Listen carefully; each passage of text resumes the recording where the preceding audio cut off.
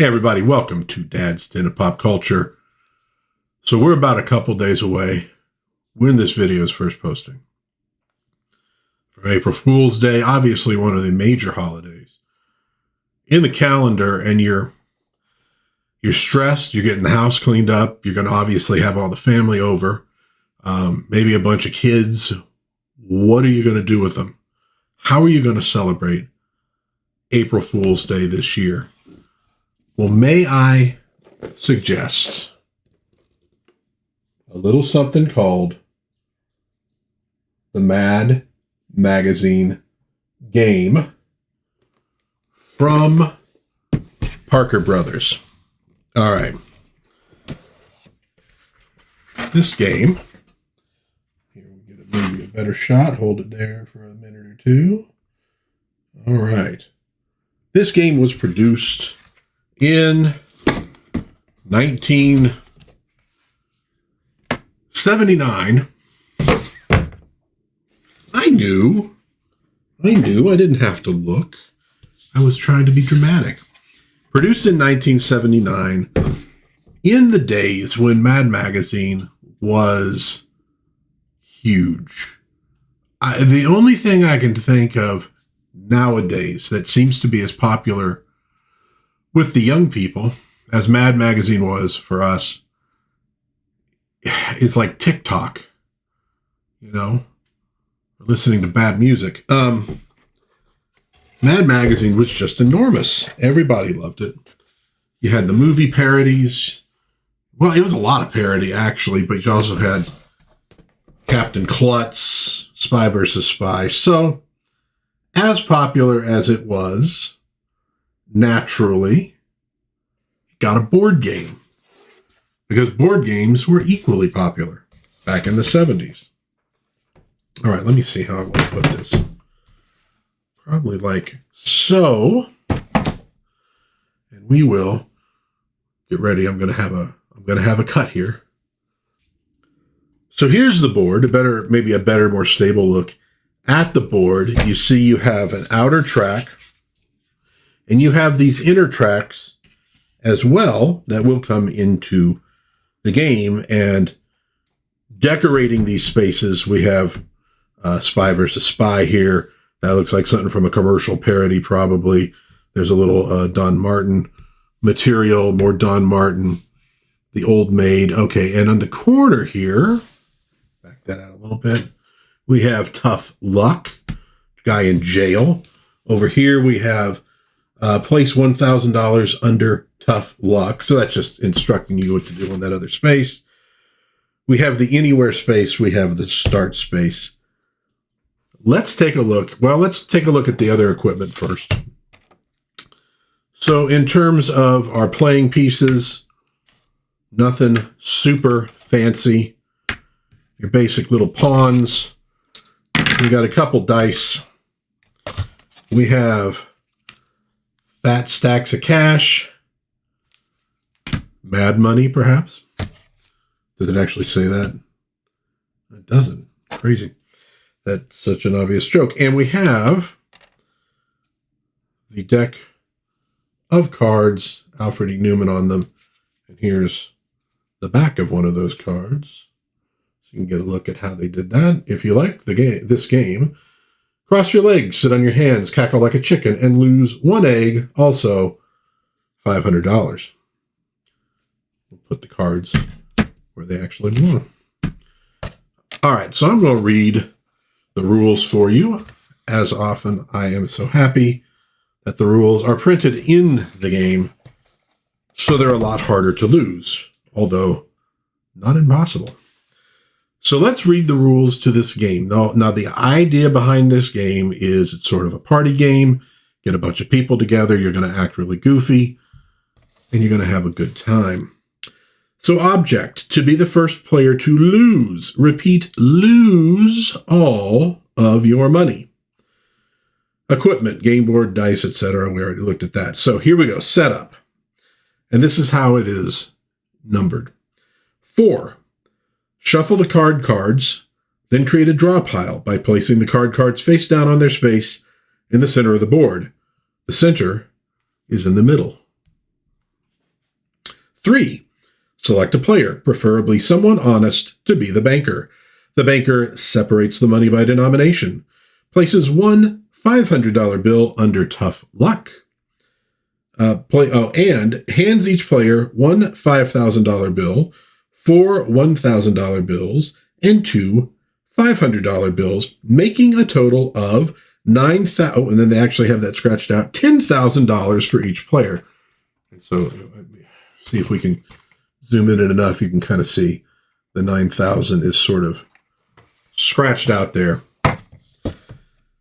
The rest of the money belongs to the bank. During the game, the banker must not mix his or her money with the bank's money.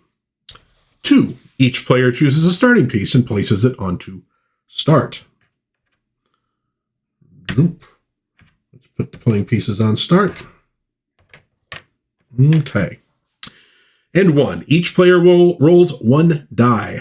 The lucky dog who rolls the lowest goes first. Play then proceeds in turn to the first player's right. So to the right.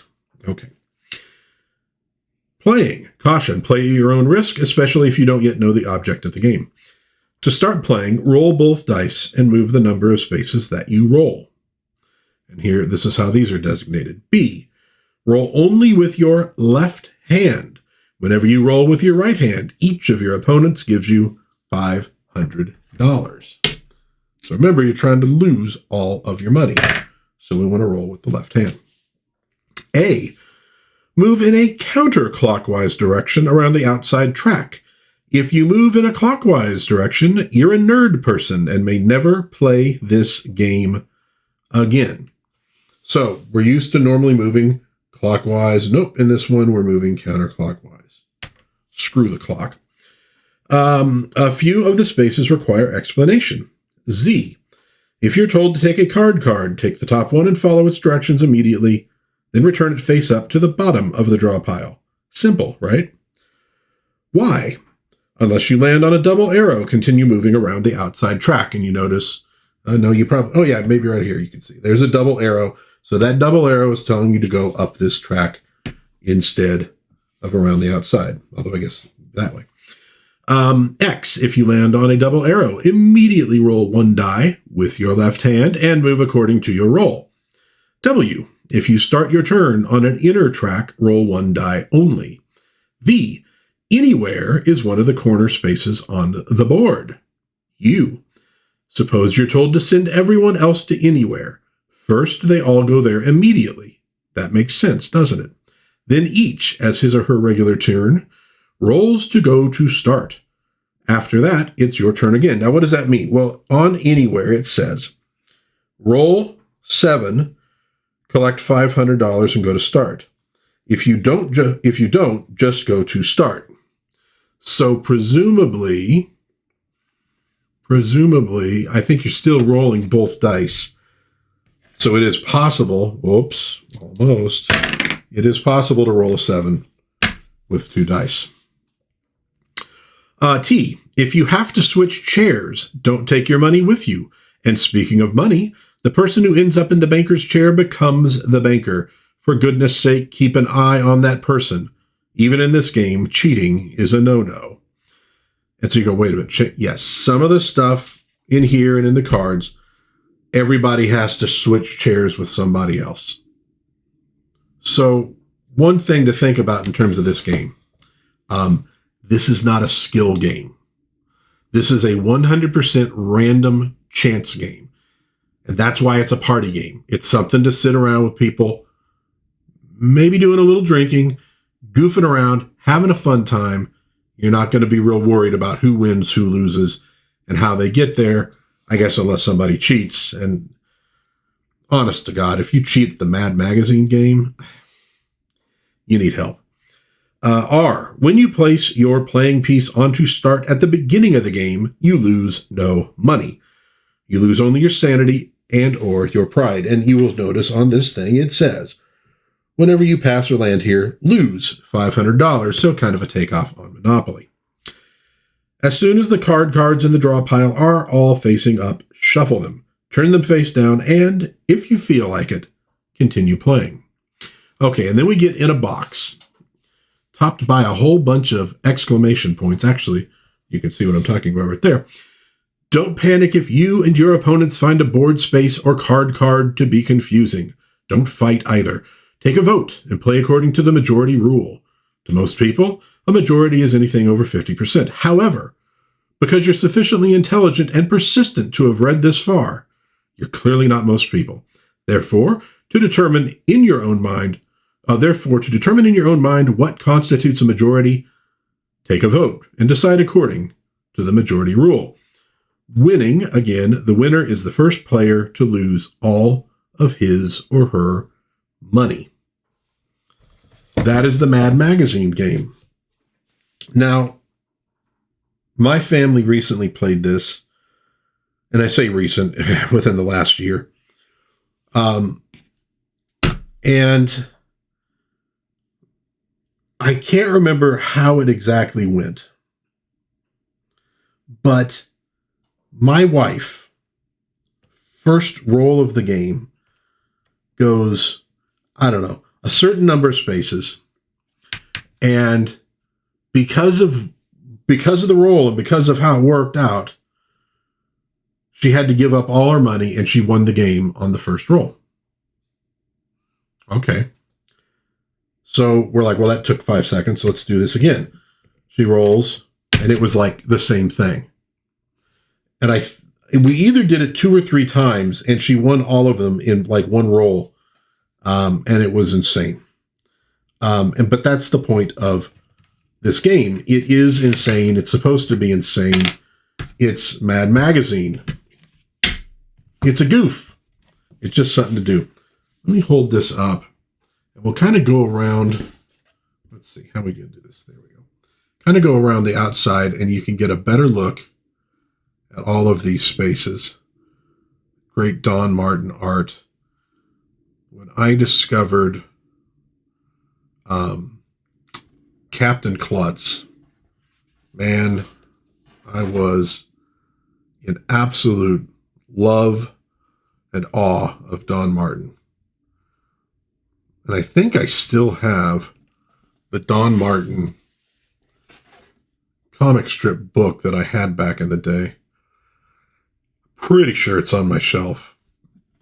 If I don't, then I'm a damn fool. There we go, Old Maid.